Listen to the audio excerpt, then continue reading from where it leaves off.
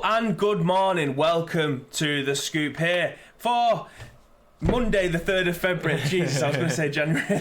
But welcome all. It's a brand new week. It's a brand new show and it's about episode 75. So we're 3/4 of the way to our 100th episode, mate. Can you believe that? That's mental. I mean, this is what happens when you stream something 5 times a week, how quickly those episodes they start to rack up so fast. They do. But yes, again, this is The Scoop. We are live 5 days a week at least, with some stuff. Like usually it's in the morning we give you The Scoop where we just talk about video game news. In the afternoons we could stream some games. In the evenings we could also stream some games, but don't forget we actually stream games on weekends too, like we did this weekend. But enough about what I did. What did you do, mate? What did I do? Well, I didn't do... Well, actually, I'll start off with the video game stuff. I played a lot of Battlefront 2. There's like triple XP this weekend. Oof. Was you and the guys playing this weekend? We didn't actually... No, we didn't play together. No, we just sort of did our separate things this time. But it's all about sort of getting to those higher levels on your characters or whatever, so that you can put on the hero star cards, I think they're called. Like you max out your little extra boosts and stuff, which probably are fairly insignificant really, but whilst you don't have them, you've got the excuse, I lost that because I didn't have the maxed out star cards. Yeah. Now, for a couple of characters at least, I don't have that excuse. I've got them maxed out. So that's it now. But yeah, I've been playing a lot of that, and then just other stuff that I've been doing. Went to a gig on Saturday, which was very good. Band called Smoke Fairies, check them out, they're only small. Did you stay over in Manchester? No, I didn't actually. I got last train back, but that's a good thing about being like it's an hour on the train, so it's not too bad. Probably quicker than your journey in the car. I don't want to talk about it. But yeah, it's been good. What about yourself? Well, for all of you that potentially are in the chat, that was in my stream on Saturday. Sorry, I've got something in my eye. I've got like some crusty shit going on here. Nice. Can't even open my eye properly. Heard it here first. But yeah, on Saturday we streamed Pro Evo 6. Yes. For 5.5 hours, mate. Yeah, I found an online intense patch so we could play against people in the world. There's not many people that know about the patch, right? So when you go online, you can have between about 100 to 150 people, which obviously isn't a lot because that's global. Yeah. But we had the patch. People was coming into the chat and said, "Holy shit, how have you managed to get this working?" So I'm dropping tutorials in the chat. I'm trying to get people to. I have a story about how I came across this game. Okay. So basically, do you have Betterware around here? Betterware? Yeah, so it's a catalogue that gets put through your door. I know about it. I don't know if we have one like here, but I know about it. Yeah. So back where I live on a council estate in Hyde, it's very much a Betterware thing where Avon and Betterware are the two things where they come knocking on your door, right? And say, "Do you want some Tupperware? Here's a catalogue." So then you give them the receipt back, and then they bring you Tupperware or whatever it is, kitchen utensils or whatnot. Just to know where this is going. Eh? So I was like, "No thanks, not this time." She went, "Well, I've got something for you this time." Right. I said, "I know you're a big Pro Evo fan. I've got Pro Evo 6 on PC. I don't have a PC. Do you want a copy of it?" There was no illegal downloading or anything like that. I got it perfect legitimately. However, the patches, I don't know. I mean, the server isn't existing in the Konami servers anymore. So it's someone who's basically paying to put this on. And I found a way of doing it, and I've been playing against people from around the world. Some connections are good, some are bad. However, when more people is coming into the chat, a lot of names in the pets community, people like Dave Fish, Precision, Pirate, Degnan, Lewis, these guys was like, "This looks fucking boss, let me get in this." So I sent the Betterware girl round from my estate up to Scotland, dropped it off there, went back down to London, dropped it to Fish and Pirate's house. So, funnily enough, yeah, I mean, she did it in like half an hour. It was mental, mate. So, crazy. On Saturday, we all ended up playing 1v1 and 2v2 against each other, which was just an absolute... Sounds right. It was class. Like, I haven't had that much fun playing PES for a long time. Not just the fact that I love older PES anyway. The engine back then was just phenomenal. It's so nostalgic, but 2v2 in a game that shouldn't be online now, 14 years later, is just insane.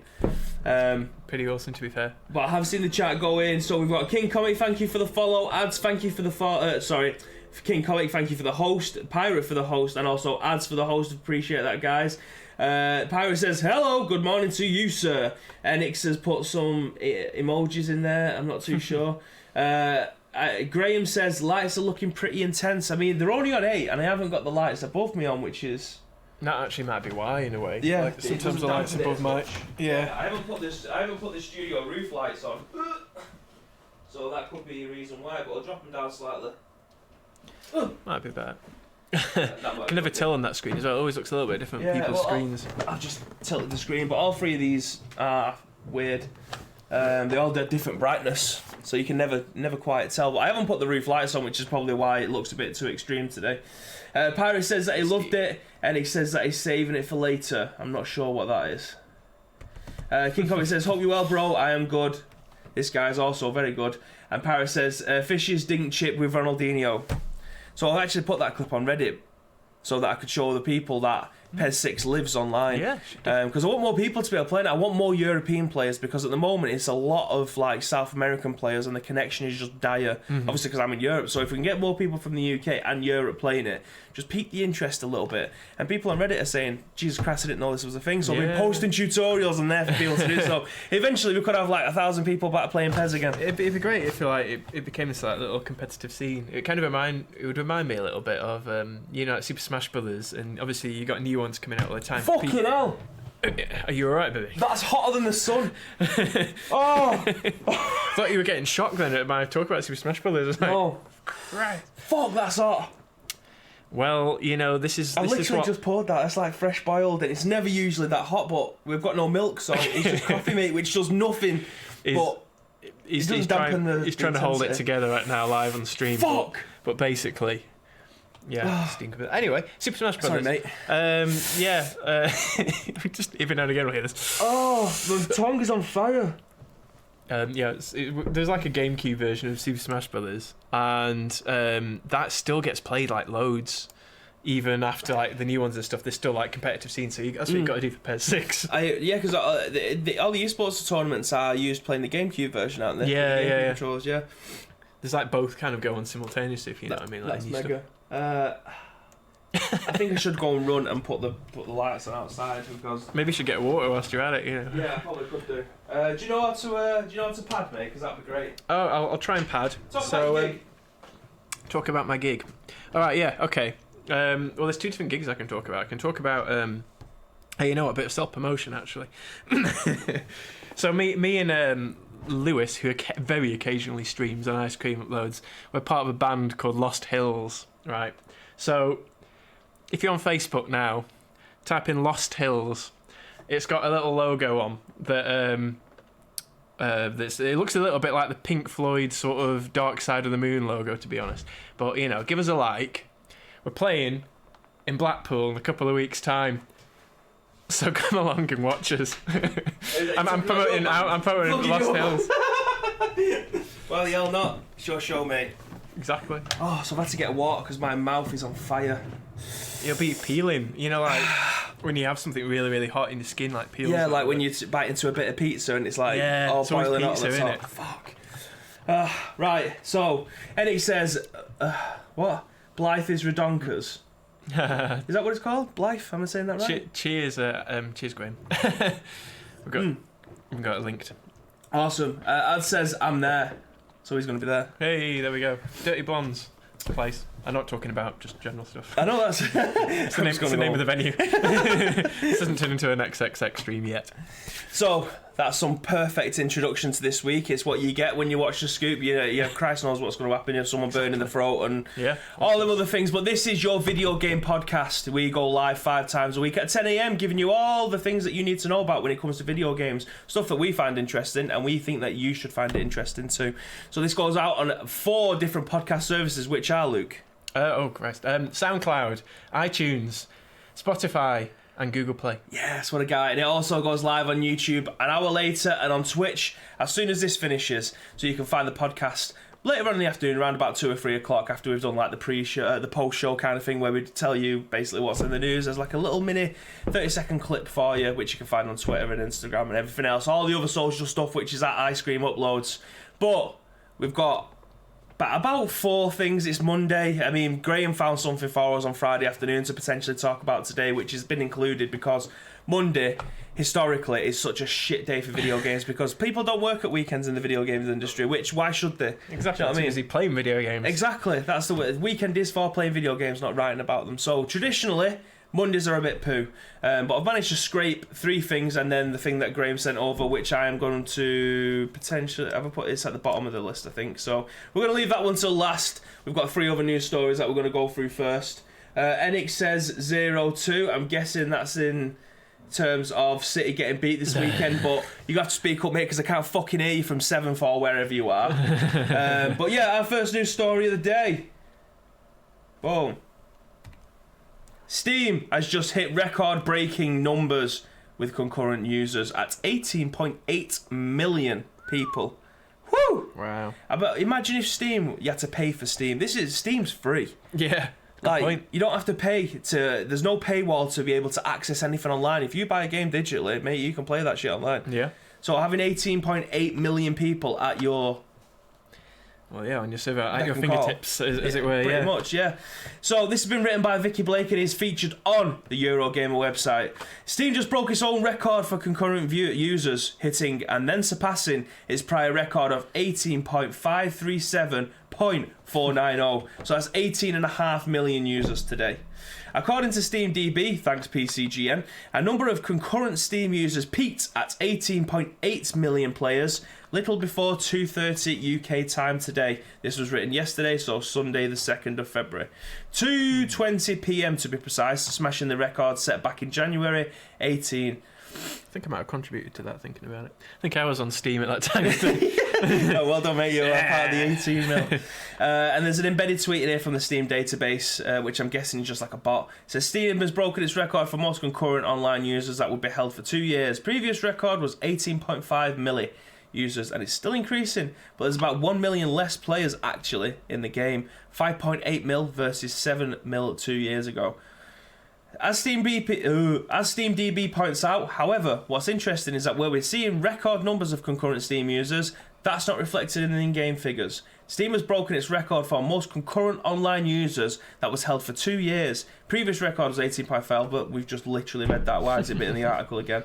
So why exactly are those 18.8 million PC users doing at the time that the numbers were peaked? Without do you know how to say that? Disaggregated. Let's go with that. The stats show us that we really need to interrogate the data sets. We can only guess, but the biggest games on the PC platform right now are reported to be Counter-Strike, Global Offensive, Dota 2, PlayerUnknown's Battlegrounds, Grand Theft Auto 5, and Monster Hunter World. I never would have put Monster Hunter World in that, but here we go. Even combined, though, that the player numbers don't even account for 3 million, let alone almost under 19 million, and even allowing for millions of players likely AFK, that's a sizable number unaccounted for. I definitely am one of them AFK players because my Steam boots up as soon as I boot my PC up. I don't close it down. It just sits there in the background and my PC's on for the rest of the day then. I had it like that for a while, but it irritates me when it does that, so I switched it off, I think. Although it is quite useful, isn't it? Because it does all the downloads and updates in the background. That's literally the reason why I leave it on, because there is... Every single time I've ever wanted to play a game on my PC, there's always a patch. There's always a patch. If I don't play in the game for 2 days, there's a patch that I have to download before I play it.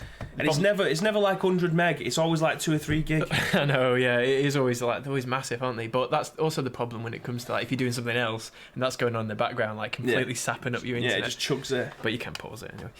Regardless of those who played and what they are up to, it's nonetheless an incredible achievement for Steam, one that shows that the platform's popularity continues to grow, perhaps suggests rival clients like the Epic Games Store have yet to take a sizable chunk of the player base after all. That is a fantastic point. The fact that last year, and we've seen it's going to be happening for the rest of the year, other clients, shall we say, on the PC are trying to exclusive their particular games, or in apparently Google Stadia's case, they're trying to pay publishers from posting their game at a certain time. So basically they want the console exclusive and then eventually it'll come over. We've seen it with Metro last year, we've seen it with Borderlands going over to the Epic Store. They want games to be time exclusive on their platform before it goes over to the other ones, but that doesn't seem to have dented this at all, with the fact that Borderlands was like one of the biggest games to come out last year. It's still not made a dent in the Steam marketplace. Yeah, it's true. It's, I think at the end of the day, it's like, it goes back to that thing of whenever exclusive game comes out on Epic Store or something like that, people like to complain about it because they like having all their stuff in one place and it's so difficult to like move a person that's got all of their stuff in one place over to another place. It's like moving house. I mean, it's difficult to do. So I think it's going to be there to stay, Steam, basically. I agree, and I just had a look at the camera again. It looks like we're even brighter than it was before, so I have not got a clue. Literally, no one's been here this weekend to tweak anything, so I have no idea why I look like even pasty white than I usually am. They got the two gingers under the sun. I know, exactly, yeah. We'll be like going slowly redder and redder like lobsters by the end of the stream. We'll be getting sunburnt. Have a look at the chat, and I've moved the mouse. Jesus, god damn it! You think I wouldn't come down like half an hour before the show's due to go out for me to be able to set the room up? Never seems to go right. Oh, I'm sure it's not your fault, maybe. No, I'm going to blame everybody else. Exactly, it's good. Okay, so we're going through the chat. Graham has plugged. Oh, what's this? This is from a little while ago, but this was the Lost Hills thing that I was mentioning. Everyone go on our Facebook page. Oh, is that what this Twitch link is? Okay. I don't know what the Twitch link is. I'm not sure Where's about this loading up? the Twitch, God, it's loading up on the big screen. The Twitch link is probably you and your coffee. I don't know. Oh shit, it is actually. Like, there's no getting away from it. If you put something on the walls, you got it on 3 walls now. Oh, right, okay, so I don't know if they can actually hear that. I hope not. Thank you very much for sharing that one, Graham. That's definitely going to go as the video for today. That was Pirate got that one. Oh, was it Pirate? Oh, Pirate. They're both showing purple. They're both showing, but yeah, it should be a different colour. Adsplay says, Rangers dropped points again. Thanks, Bibby, you've cursed them. Sorry, mate. If City lose, then it's only likely that Rangers are going to do the same. And he says, I meant 2-0, rumours are coming stronger. Some sort of Steam link with the Xbox over the weekend. Possible Xbox putting their games on Steam. So maybe some sort of Game Pass being included on Steam, maybe. That's a very good point. I actually opened my Steam link last night, early doors, so I could play a bit of Pro Evo on it. And again, it does what it needs to do. If Xbox want to branch out and are concentrating on providing their games rather than relying on their console sales, then that's a very substantial and sustainable market for them, because it's literally a Games Pass is like, it's a service, do you know what I mean? It is, yeah. Sign up to it and play it wherever you want. If that's a viable service for them, then 100% they need to go after that. Enix also says, well, what the fuck is this Baby Nut thing going around? I think it was like a half-time Mr. Peanut death thing or whatever, but they're trying to compare it to Baby Yoda, and I'm not being funny, but nothing is as cute as Baby Yoda. I don't care if my firstborn child is... All newborn childs look like smashed lasagnas anyway, do you know what I mean? No newborn baby is ever cute. However, we get a Baby Yoda that's cute as fuck, so Baby Yoda's for life. Ice Cream says, needs to contrast a tweak on PC. Doesn't help that all 3 of us are the paciest men in the world. I know, it's weird though, because like, I've literally not tweaked anything with the camera. Yeah, maybe like the... I mean, I don't want to reveal our trade secrets here, but we did have something that made us look like we all had tans on at one point. Some sort of really nice filter. Okay. Don't know if that's still on. I'll have to look at that. It could be that just the lights have just gone to pot. I don't know. I'll check that out afterwards. Interesting though, isn't it? It might even be the camera not being quite the same place or something. Anyway, that's a good shout. Magic says, waves. Hello. Good morning, Madge. Pirate said we could fully hear that, and I'm glad that you've cursed them. Brilliant. So no one likes Rangers apart from me and Precision, apparently. So good stuff. Oh well, I'm sure they've got to have a few more fans out there somewhere. So me with my burning tongue. Would you like to take this one while I recover slightly? Yeah. Oh, it's Nintendo. It is Nintendo. Right. So this is VG247 by Emily Gera. Gera. The guy who leaked the Switch before its launch pleads guilty to hacking Nintendo. So Ryan Hernandez has pleaded guilty to federal crimes relating to a Nintendo hacking scheme that resulted in the leaking of pre-release info about the Switch. California-based Ryan Hernandez, 21, along with an associate, fished a Nintendo employee in 2016 in an attempt to steal confidential information from the company, according to the US Department of Justice. In 2017, the FBI contacted Hernandez and his parents to warn him of the consequences of future hacking.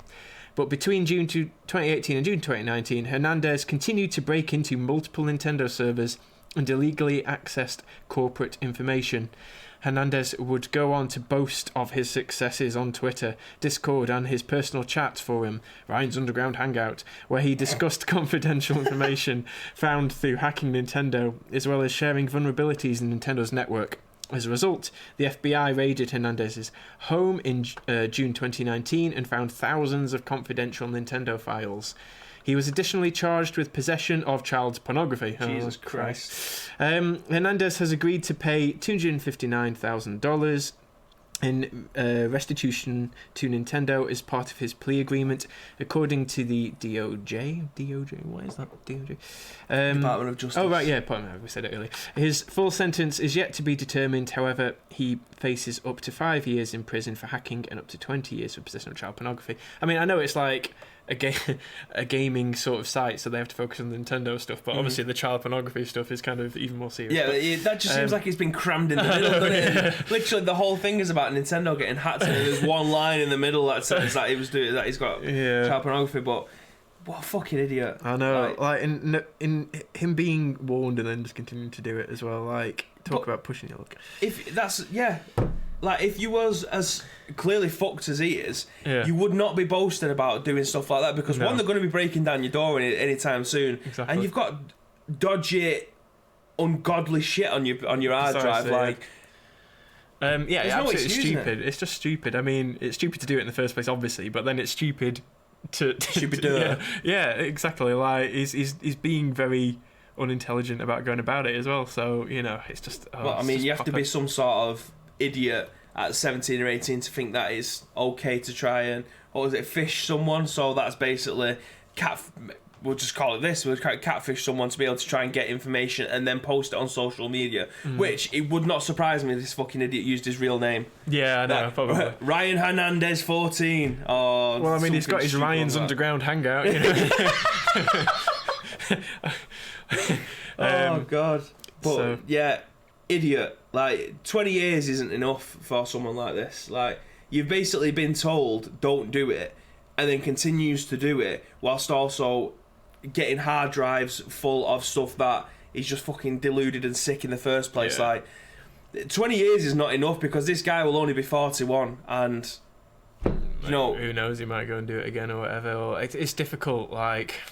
I don't really want to get into a sort of whole debate about morality and prison sentences and stuff like that. But, you know, I suppose... Will he sort of learn the error? He doesn't sound like someone who would learn from the error of his ways. I don't think he will either, mate. Because, to me, I think he's just, like, the fact that he's time and time again doing something that is going against his, like...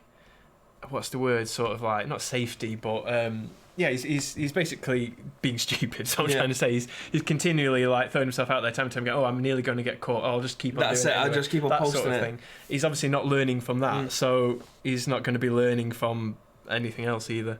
Well, people like this never do well in prison anyway, so good luck to him, because believe me, chances are you ain't going to be coming out as the same person that you went in. Well, true. There's forced education, so we say. Absolutely. So... why did I not use that as a tag, the Nintendo nonce? That's Enix coming in with the clutch there. Enix says, guy got warned off FBI to stop, which never happens in federal government, then kept hacking Nintendo servers, and then got arrested for getting nonce material. I mean, how fucking stupid do you have to be? Go high cam, you may not look nuclear bright. Okay, so I'm going to press this button in a second. The chances are this is looking directly at you. Right, I'll freak everyone out. Jesus, it literally couldn't be more zoomed if he tried. Christ. No one wants to see that on a Monday morning. Yes, we do. We all love it. Things you love to see. It wasn't that far off. There we are. There we go. We got the tough to hair.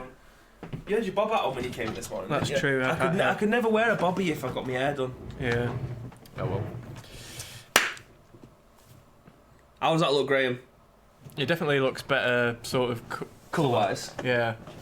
Yeah, it's something that we just have to tweak over there. Again, it's just because we are white as they come. We are Daz white. You know what I mean? It's just the way it is. It is. So, let's get rid of these Nintendo nonsense, because they are fucking scum of the earth. Mm-hmm. And we've got 2 more stories for you. We are flying through these today. Graham says, better! And Ad says that you're a beautiful specimen. I just thought I'd tell you that again, mate, just as a confidence booster. That's nice. That's what you need on a Monday morning. Yeah. So this one's coming at you hot from VG247 again, from Sharif Saeed. I'm sure the other one, was that Sharif as well? Oh no, there's Emily won it. Yeah.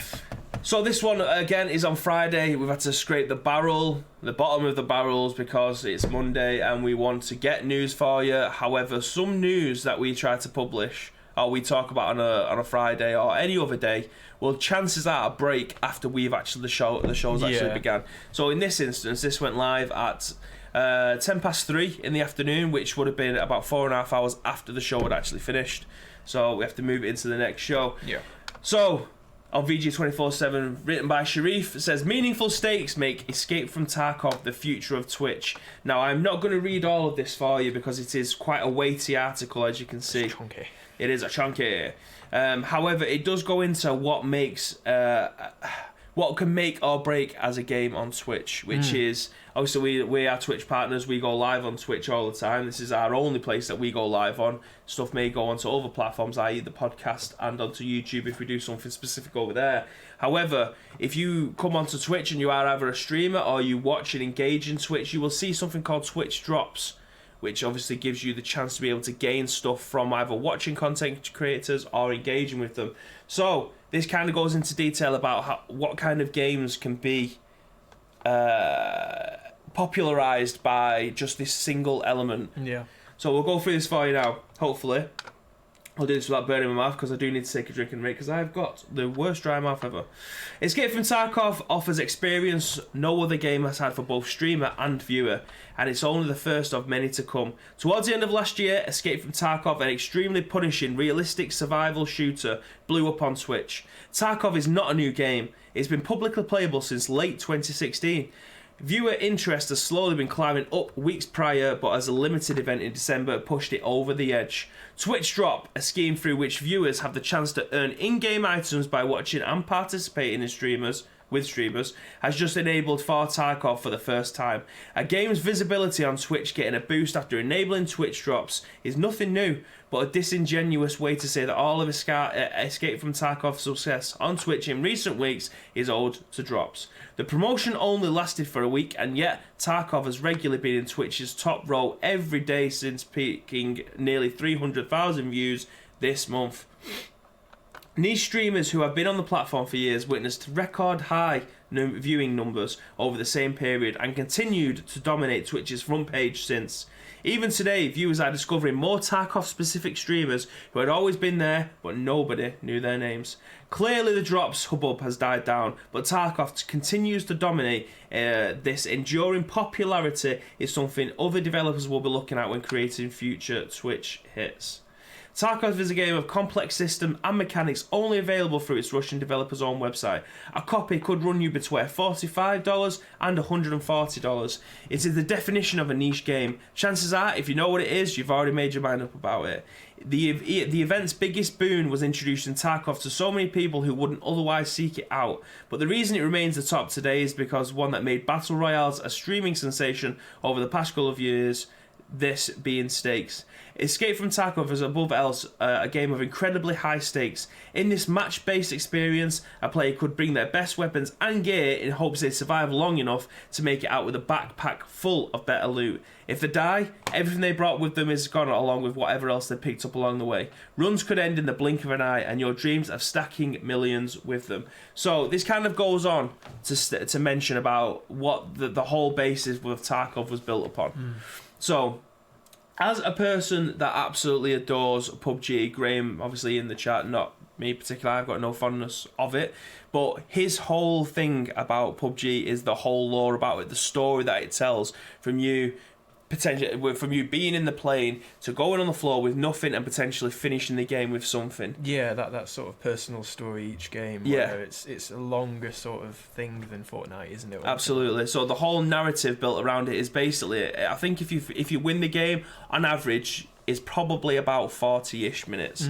Now that's me inflating it if it's a hard circle, so it's on the other side and you have to chase the game, and how good of the standard that the players are. If they're taking snipes from 150 meters away, then chances are the game could be over a lot sooner.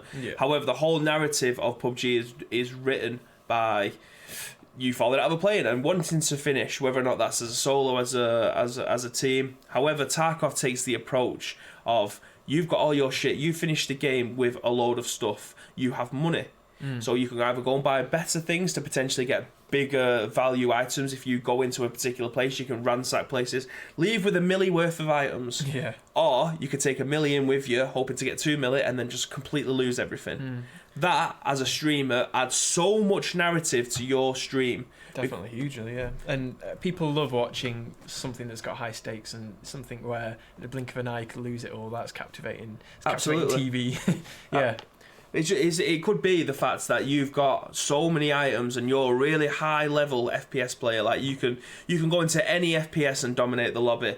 This doesn't fucking matter, mate. Because if you're hiding around if you're going into a room and someone's hiding in the corner, you've lost all your shit in a blink of an eye like that. Exactly. That itself is worth tuning in for, especially if you've got someone who's got a personality and is good at the game, and you're invested in their story, because each time they go live, they want to tell a story through their stream, either via the gameplay or their personality. And if you're good at this game as well, and you can deliver everything above board, then viewers are going to come to watch you. Which is the Twitch drop thing was an absolute bonus, which you've seen in this article from people who potentially have been playing this game for 3 years. No one's even heard of them because no one's interested in the game. Drop a couple of Twitch drops in there, and people are trying to find people who are on 20 views, because they're the people who've been playing it the longest. Twitch drops is activated on their channel. You're going to see some good stories, and it's giving everybody a chance. And a bit like this article was mentioned, that's certainly created the initial extra drive of traffic towards this game, but it's managed to maintain it after it as well. And it isn't just because of it now that it's still popular. And I think when it comes to sort of like games or experiences even that are popular on Twitch, definitely that story element can be one. People love, like, jumping on a journey with their favourite streamer or whatever, and it has that narrative. But I think also Twitch is all about, like, catching those moments, like big moments, whether it be winning a game of a battle royale or losing all your shit in this or something like that. Or I think even the daft things that occasionally happen to publicity stunts, like your black hole sort of thing in Fortnite and all that kind of thing. It's a weird psychology. It's people sort of jumping on because they want to catch that moment that something happens, even if it's surrounded by boringness. And I think it's like that with this. There's a narrative to it, but also it could all change in a blink of an eye. I like Absolutely. That. And that's what Graham was saying there. It's a risk-reward opportunity. If you're playing a game like this, it takes the same premise for me, from my understanding, is very much like a battle royale. You are a single player, or I think you can do teams on it as well. You are a single player going into a world where you're trying to finish or escape first. Potentially, you don't have to be first escaping on this one. You can escape whenever you want, but you just stay alive, escape alive. Don't lose your shit. But the whole risk-reward part is taking in your weapons and potentially trying to double your value. Exactly, Whether or not it's through more weapons or through stuff that's scattered around, like little money cards or whatever it is. As a streamer, this is the perfect type of genre. Battle Royales as well is also perfect for you to be able to bring your viewers on a journey. I stream a lot of sports games and survival horror games. Survival horror, as a streamer, you want your chat to survive with you. As a sports game, you want them to root for you. Whereas this, you're getting people coming into your stream who've probably played this game for... If I went into this game now, I would hope that someone would potentially come in and give me the heads up. Because no matter how much research you do into studying maps, studying where potential drops could be, your experience is zero in the game. And so someone comes in and gives you heads up and tries to not backseat game you, because nobody likes that, but just give you advice as to say, right, okay, there's an exit southeast 5 minutes away kind of thing. It's not usually manned by people and NPCs. Chances are that'll probably be your safest escape. That kind of thing. Bring your viewers with you. And this kind of game is absolutely perfect for that. Yes. And there's a reason why this game is so high up. And I'm just going to check now how many people are streaming this, because I hope I'm not going to eat my words. Because I'm fairly certain. Yeah, that's it. I'm hoping that it is going to be in like the top 5, because every single time that I've seen it, it has been in the top 5. I'm sure it's got to be close, if not in. Yeah. It's for 68,000 people are watching this.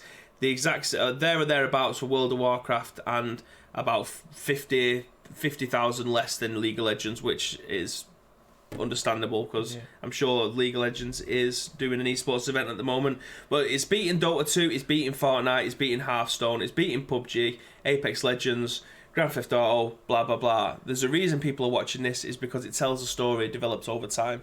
Exactly, yeah, definitely. And I really like the concept of it. However, I don't know whether I'd enjoy playing it for a couple of reasons. One, just because I'm not like a massive sort of first-person shooter fan in general. Like, I don't mind them, but I'm picky with them.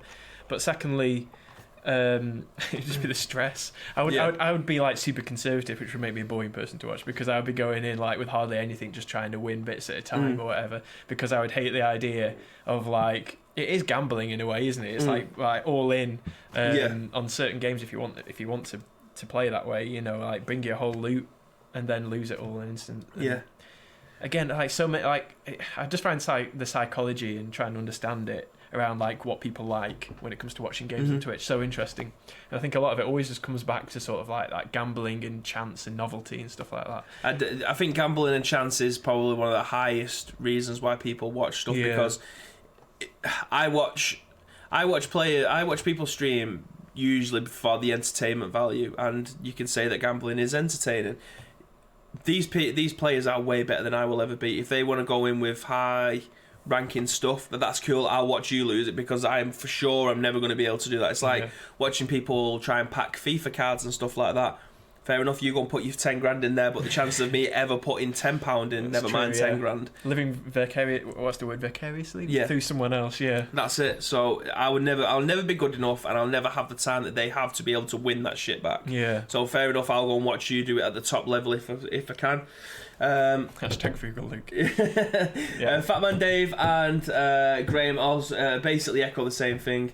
The loading screen with inventory management, I absolutely understand that. It is basically like grids. It's kind of like a weird, like, it suddenly turns into like one of those really like the RPGs that have got proper like data management and inventory management and stuff like that, where you just spend like half an hour looking at a menu screen.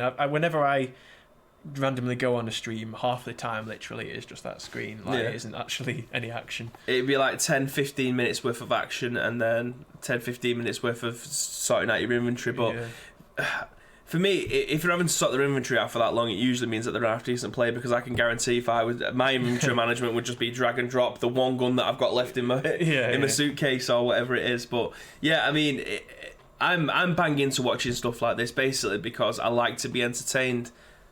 Why else would you watch stuff?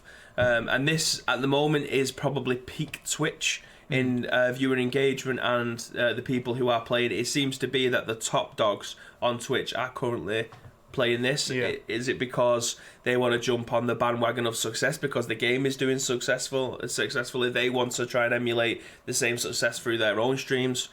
I don't know. It's up to the streamer themselves. Do they find the game interesting? Maybe. A lot of streamers who are in the mid card are probably trying to chase that success, so they want to play the game that everybody else is playing. Which I absolutely think is an absolutely perfect statement to make. It's not bashing anyone.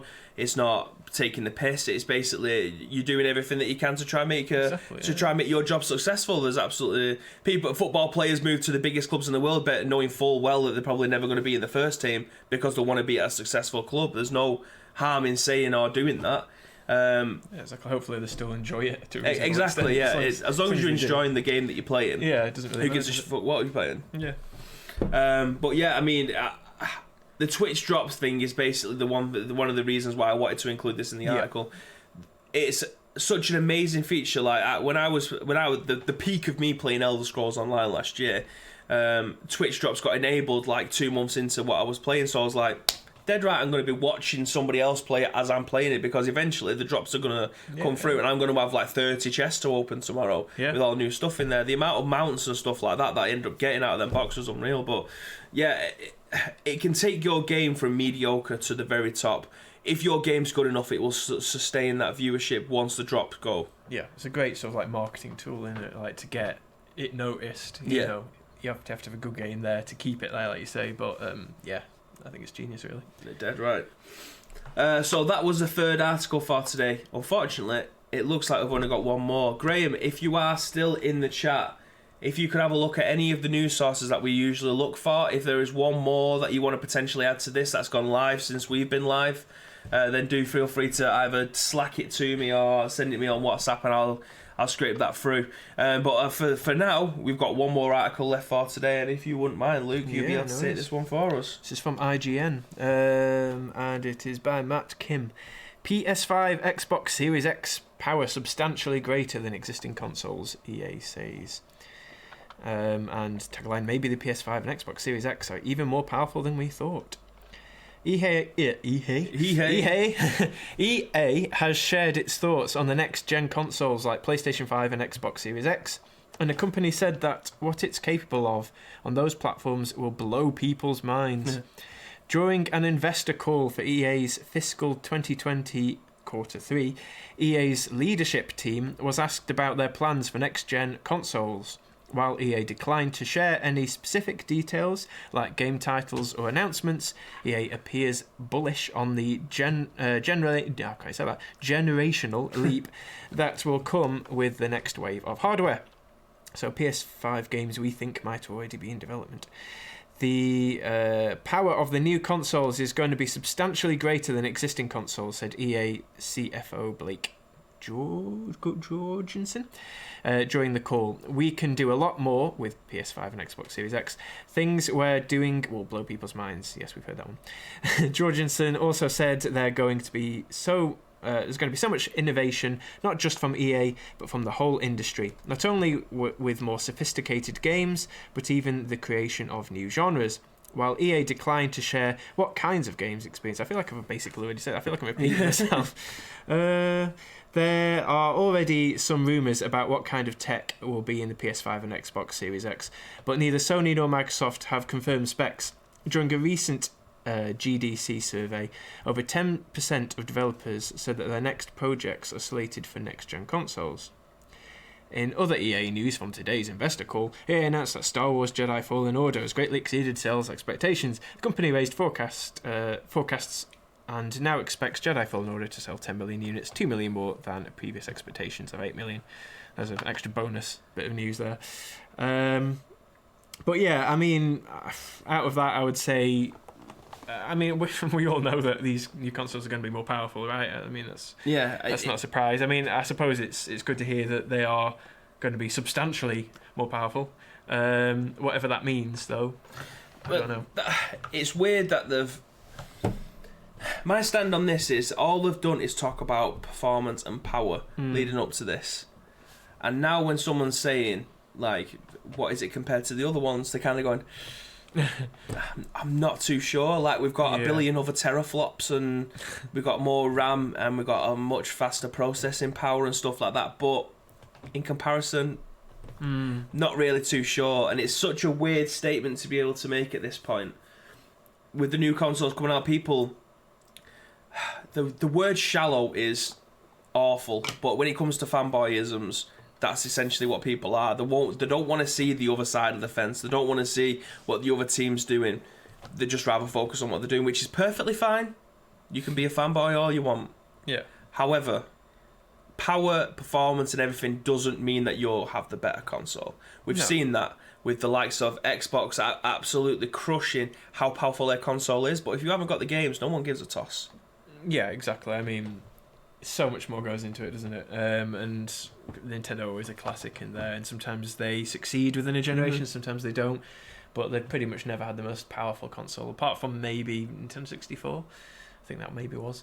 But certainly recently with the Wii and the Wii U and the Switch, they're always like a generation behind practically, but they use other things to get people to buy them. Wii U obviously didn't work, the Switch did, the Wii did. But it's interesting, like you say, how they use the word innovation, but I feel like it's it's a way of them sort of saying, you know, just having more powerful consoles will lead to innovation, honest, and sort of like trying to persuade by using that word. And obviously there is an element of like extra power will lead to being able to do more things. Having more things on the screen at once. But this power is never used within like the 2 or 3 years that the console's out. The best games that usually come out for a console are the games that usually come out usually the last 2 years of a console's lifespan, purely because the developers have got used to what they can try and get out of the PlayStation itself. Other people's engines get better and better every single year. So how this comes out of the box is, for me, kind of irrelevant, because the games that you're going to be getting the first couple of years are sports ones that you get annually. The Call of Duty games that you get pretty much annually now. The likes of I don't know, we're going to get a sequel to God of War, what that could potentially look like. We get Last of Us is probably going to get remastered. Last of Us 2 is probably going to get remastered in a couple of years. We're going to get a Grand Theft Auto game. Those games, how are they going to look in the next 3 or 4 years, or whenever it is that comes out? But straight out of the gate, we're going to get sports games, we're going to get Call of Duty games, we're going to get games that we get every single year as an annual release. Yeah, I expect so. And I mean, obviously, at the same time, like I love when you get a new console. You know, it's a special sort of occasion. You play a game on there for the first time, and yeah, it will. The end of the sort of lifespan, we'll see games looking a lot better than at the start. But I think you'll still see an improvement. Surely you'll still see some graphical power improvement, because you always do. Like the difference between the start of the PS4 was still notable to the end of the PS3. So that'll be fun. But I agree that like a lot of the games will be sort of your easy to make, they were going to make on the previous gen anyway style games, perhaps. With the odd exception probably. But yeah, time will tell as to whether any good games will be released in the launch sort of window. Well, I think for the first time, and feel free, anyone in the chat, to correct me if I'm wrong on this one, I feel like this is the first time where wins and losses will not be counted at... They're not going to E3, so that really doesn't matter. Well, Xbox are, but they're over the road. But I don't think it's going to be won at conferences. I think most people who are going to be getting the new gen consoles already have in their mind what their console choice is going to be next time. I don't think it's going to take teraflops or game sharing or anything. I don't think this is going to be the time where people make their minds up on that kind of thing. No. I feel like the last 7 years, people have built up a brand relationship based on exclusive games, how well online plays, and where their friends are at. Especially people who are mine and your age, who have potentially over the last 7 years gone into a specific either community of people who play a particular game, or they have built relationships with people who play on a certain platform. So I feel like this is the first time in our console's generation lifespan that people have already made their mind up about what console. I know full well day one I'm going to be getting a PlayStation 5, and I don't think there is anything in the next 10 months that's going to tell me otherwise that I'll be getting a PlayStation. Yeah, I'm pretty similar.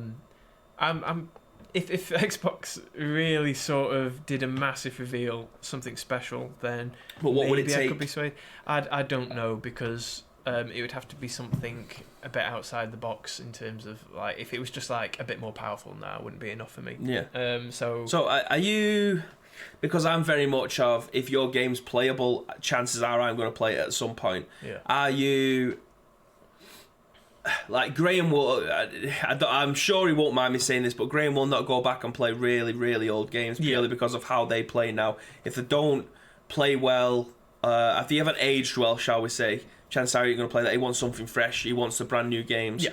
Are you that kind of player, or are you it doesn't really matter? I know you play Command. You've gone back and you started playing all the old Command & I certainly and things play. like that. Well, for me, like, it requires the nostalgia a little bit, usually. So I'm more than happy to go and play old games, but you know, if I'm familiar with them, if I played them the first time round, bit more difficult for me to go back to games I've never played before. I can do. certainly like old sort of retro games are always fun. I feel like the 16-bit sort of era aged better than like I mean, you can't really go wrong with them, can you? Sort of, sometimes they're clunky to play nowadays, but I'm sort of in between. Maybe I don't care too much about graphics, but it does help. Yeah.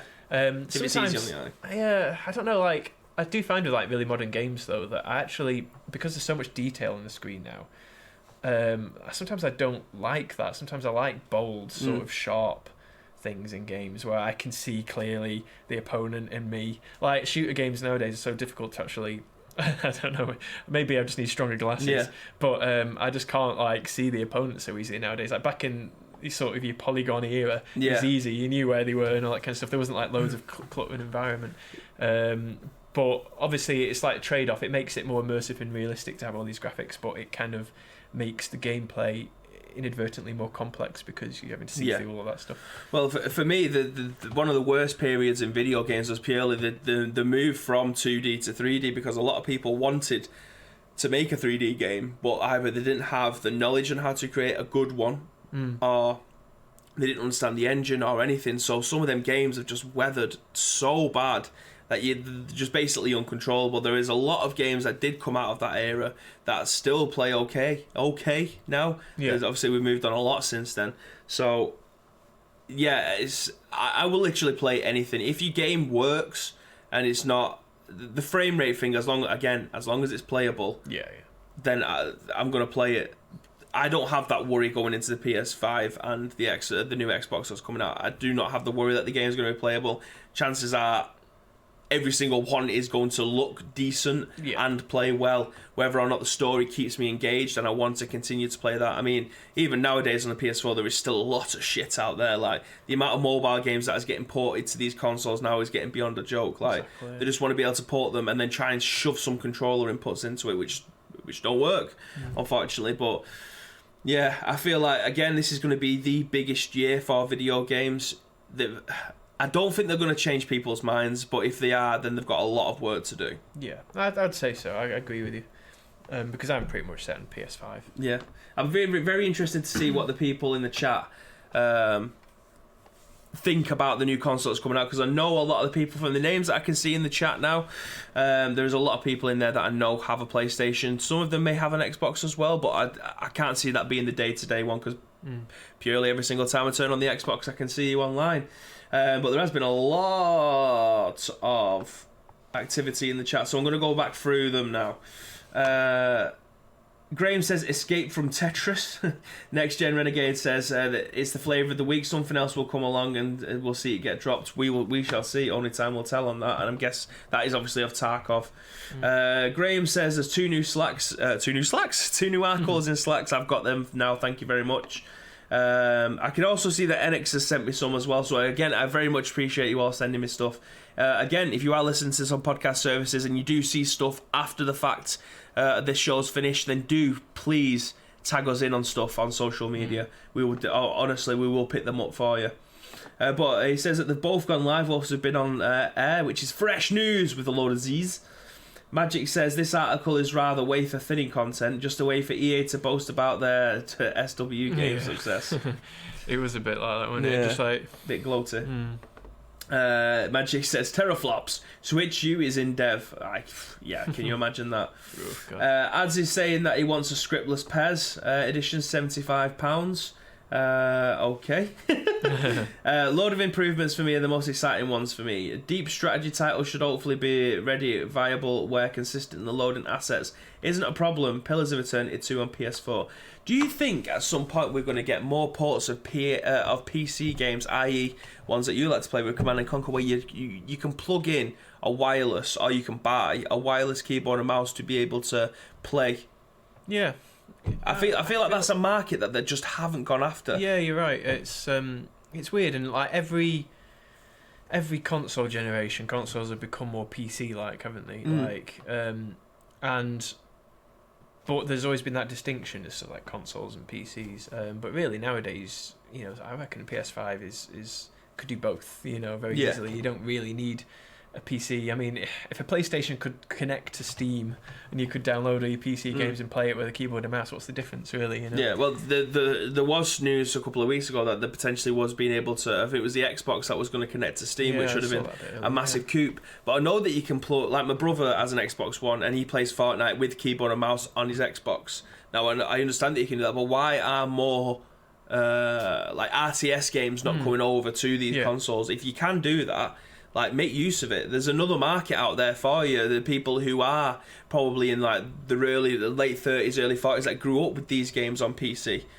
Definitely, that's a massive market for them to be able to go after. I don't understand why they haven't been able to do that yet. Yeah, I guess it is a niche market. So I suppose I can kind of understand the risk of them in their minds, sort of like, if it costs next to nothing to do, then yeah, definitely. It's not like much loss.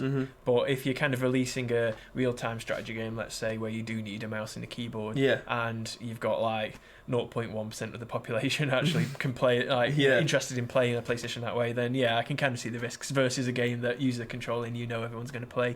But if you can kind of just put it on the online store or whatever, pretty cheap and not cost anything to do, then yeah, definitely. If they could bring the compatibility of being able to plug in, well, just for the sake of this, if Corsair was to team up with Sony and say we want to be able to put our peripherals into the console and be able to be used, there's been echoes of EA doing Command and Conquer again, and they want to bring it over. Can we be able to do that? I feel like it'll benefit so many more other game developers that want to be able to make these games that maybe it doesn't cost that much to get onto the store.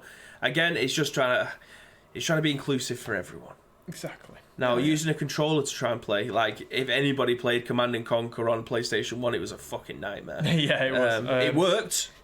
It was clunky as shit, but it worked, and a lot of people did end up playing that. That's when I first played my first Command and Conquer on that. Yeah, my mate, back when we were, like, kids, sort of, I had it on the PC, but he just had it on the PlayStation 1 and used to go over to his house and just play for hours, and it was clunky, but you could kind of get good at it in its own way, It's the same with Theme Park and Theme Hospital when they came on there as well, trying to use, because I did actually have them on PC, and then my sister wanted it on PlayStation because she had a PlayStation, so she got it, and it was just, PC was night and day better, obviously, because of you trying to using the it wasn't even analog stick, it was the D-pad, trying to move around, it was just going in like the 6 to 8 directions. You couldn't, like, I know, imagine not being able to use your cursor to be super precise. The Sims 4, that's on PS Plus this month, isn't it? That would be. I guess they make it different enough on console. I think they make it more about, like, you being able to almost play as one person at a time. But that must be a bit awful on console as well. Well, I'm hoping that I can convince Mrs. Bibby to be able to play on the PS4, because I don't play in it that often. No, I've just PC Master Race for life. Yeah, I'm just going to take my PlayStation downstairs. If you are listening, then she knows what the plan is. I'm going to take my PlayStation downstairs and say, "Oh, babe, Sims 4's out on PlayStation." It's in a bit. Go upstairs, go play Pro Evo or something like that. I don't know, but it's you know what I mean. It's precisely. Gotta get on there. Just going back through the chat again one more time before we go through to the we've got 2 more, but I might only do one of them purely based on time. Magic says load time improvement for me are the most exciting thing.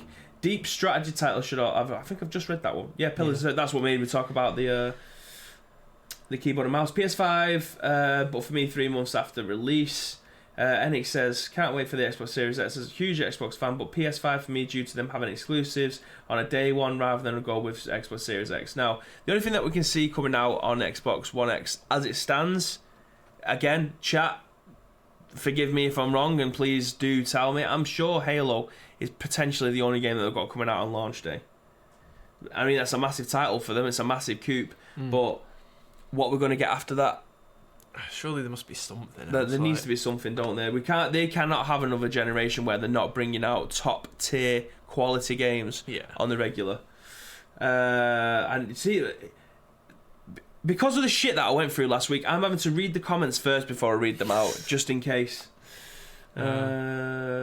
So you're gonna hear a lot of it. Ray tracing is the only thing that'll be the big difference with next gen. Again, if you are into the graphics and things like that, then that's absolutely fine. But the whole ray tracing and the game's looking absolutely beautiful, I don't give a shit. Just give me a game that has got a good story and it works. It's as easy as that. I don't care if it's as stripped back as it could ever be, as long as it works and it's a good game.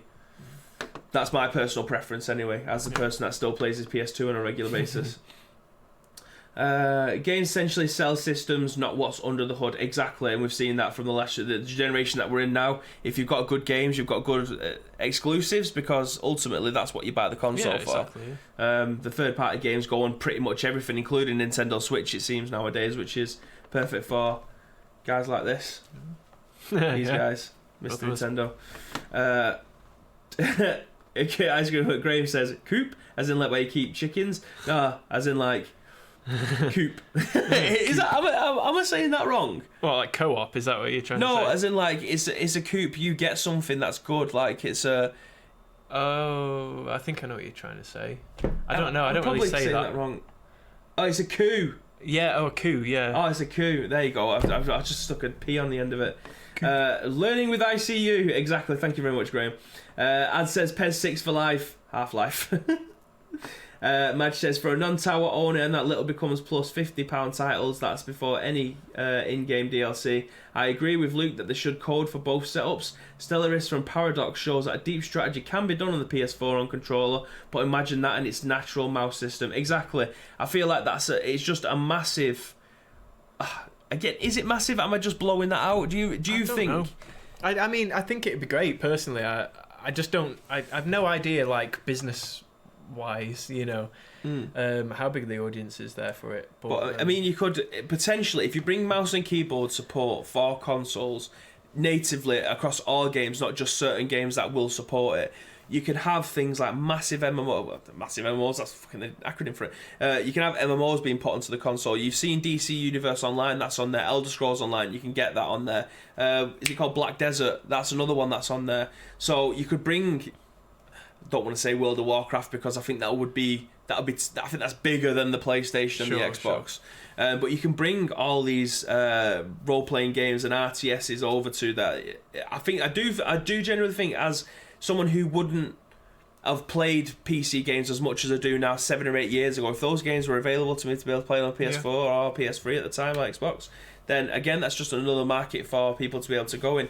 Buying a PlayStation is so much cheaper than buying a PC. Yeah, definitely. Right, for a top spec PC, you're looking at over £1,000. Yeah, for like the levels of power or graphics, or whatever, you're not going to get more efficient than like buying a console. Exactly. So if you can, if you're paying £500, which is half the price of a decent PC, to be able to play these games and have a much broader spectrum to be able to play them, I do think that's a genuine win. Again, if I'm being over the top with that kind of thing, then do let me know, because I do feel like I'm passionate about it. Well, do you know what I mean? I think it's good. I think I don't know, there's a whole other element to consider as well, such as, okay, if you've got a mouse and keyboard, you want to have ideally like a desk or something to put them on, I suppose. But I wonder whether it's like increasing now with streaming and such. More people are playing like Xbox and PlayStation at a desk, you know, rather than at like on the TV in the living room or something like that. Probably more than usual. Probably more than it used to be anyway. I seen something on Amazon, right? And I'm going to try and find it for you now. Is it this? Because it is absolutely... That's the beauty. Look at that. Oh, wow. That is a thing of art, right? So if you wanted to get into PC gaming and you only have a console, and Sony go, do you know what? The RTS guys, the RPG guys, your card players, your MMO players, we've got you covered. Yeah. This is the future for you guys. This is what baby's getting. Check this bad boy. Imagine, right? You sat in the front room. You're thinking, what am I going to do now? Football Manager? What we're going to be playing? World of Warcraft? Doesn't matter, ladies and gentlemen. Whip this bad boy out. Sit there on the couch. There's some cracking pictures here. Look at that. How cool. How cool is it? How cool is that guy? I mean, I don't know if you get the woman free with it as well. Pushing his missus sort of to the very corner there. Yeah. I mean, he's got beer holders and everything. Look at that. If you want a beer, no problems. No table, no problems. There's a little wallet thing at the side that you can put it in. They're having their best time. So, imagine PS4, keyboard and mouse. PS5 keyboard and mouse, sorry. You're thinking, do you know what? I'm gonna kill some noobs on Fortnite. Exactly. This is the way forward. It is. I can't make up my mind what I think about it, but it is kind of cool. There is something appealing about it. I do quite like it, but 130 quid. Oof. Well, I mean, mate, it's got well spent. Look, it's got compartments, the cable management. What more do you need, mate? It's true. I don't know. I pretty much agree with you, but there is something about like forcing a square, like a a square peg in a round hole. Yeah. Like where it gets to a point where you think, oh, I might as well just play it on a PC. But I understand your argument as well. Obviously, it's a lot cheaper on console to get the same amount of power. Well, so I don't know. I'm just throwing this out there, mate. If you get a PS5. Yeah. You can get one of these. That'll take it to about 620 quid if it's a £500 price point. True. You want to get a keyboard and mouse, you can get a budget one for about 60 quid for both. Yeah. If you don't have a PC, then it is ideal, isn't it? Really. Just over 700 sheets, mate, and you're rocking and rolling. I mean, you can be as cool as the bloke with his girlfriend or wife next to him, and she's admiring the desk. Yeah, exactly. I mean, there's some real craftsmanship gone into making that, you can tell. Madge says Football Manager mouse keyboard on PS5, that'll do nicely. Again, we haven't seen a Football Manager game on PlayStation or Xbox for the longest time. Cloud save compatibility with PC version. We've found another market, ladies and gentlemen. We need to send this podcast in to the likes of Sony and Microsoft and see whether or not they agree with us, because I mean, if the chat's agreeing, then exactly, it's more than just two people talking about it. Make sure you mention a percentage sort of oh yeah, mate, it's 20% off the top, do you know what I mean? 20% off the top, and then any future sales. Sure, happy with that. Yeah. Dan Lad Gaming says, what the fuck is that? That would have been smashed in half if well, it might have been smashed in half after one game of Fortnite. However, you look the absolute tits while you're playing that one game of Fortnite. Ad says that he already has two of these. I actually have one of them laptop things for when I was playing Football Manager in the front room, so it's basically just like a laptop stand. It's got a bit of padding underneath it, but nothing as good as that. I mean, it's got air holes to put your legs right underneath, so you don't get sweaty nether regions. Exactly, important. Ventilation. Yeah, you know what I mean. Fatma Day says that's a lie. If you have one of them, you're not going to have a real life friends. That's a lie. Do you know what I mean? Like, I would be the coolest person on my street if I had one of them. They'll be all coming round to laugh at me. Graham says that looks like the gamer's equivalent of the thing that grandparents hang over the armchair and put magazine remotes in. He still was, but I fully agree, because I think my granddad still got one of them. Like, you put all the remotes in the side, because you just lose them down the sides otherwise, don't you? Everything in one place, it's perfect. Ad says that they're really good. Again, we're just trying to future-proof video games right the way across the board. Very inclusive. If you don't want sweaty balls and you want somewhere that you can put a keyboard and mouse without it like bubbling off the side of your legs, what more can you ask for? That should be the main selling point, that if you don't want sweaty balls. Yeah, well, they can use that as a tagline if they want. Exactly. I mean, I'm not going to... I've patterned the terminology now, so... Well, yeah, exactly. Need to get something out of the top 20%. of it. Anyway, we asked for more articles so that we can try and pad the rest of the show. However, we've just been talking about sweaty balls for like the last 15-20 minutes. So we've got one more news article left for you today, ladies and gentlemen. Do you want this one? Well, I'll do the leaning over thing if I do, because I can't get it. Oh, right, okay, that's absolutely fine, mate. Alright. Platinum 4 is Platinum Games' new teaser site, says VG247. This is from Sheriff Saeed as well, I feel like we have. He's been a busy boy, hasn't he? He has, yeah, he's been a busy boy. Platinum Games is teasing something to do with the number 4. Platinum Games has launched a new teaser site simply titled Platinum 4. The site only really has a rotating logo of the number 4. This is a particularly cryptic. This is particularly cryptic, mostly because fans expected the studio to announce a Wonderful 101 Kickstarter today. The number 4 doesn't exactly have a connection to the Wonderful 101, so we're going to assume the teaser site is for something else. But what? Well, it's safe to rule out a 4th numbered sequel, since Platinum Games doesn't have a running series with 3 existing games. Bayonetta 3 remains in development, but we know next to nothing about it. It's possible Platinum is teasing 4 game announcements at once. Perhaps some of them will even be sequels to its earlier games. The studio recently received funding from Tencent, after all. The teaser site has today's date, so the first reveal is likely taking place at some point today. Until then, you can check it out yourself and maybe come up with a theory. Oof, let's see if anything's been done since. Yeah. We'll go to the EN side. Oh, it is on the EN side. Oh, here we go. Hang on. 4. No, okay. You ain't getting no more exclusives 4 on this, stars, unfortunately. There's 4 stars there, you know. Oof. Oh, I have literally no idea. For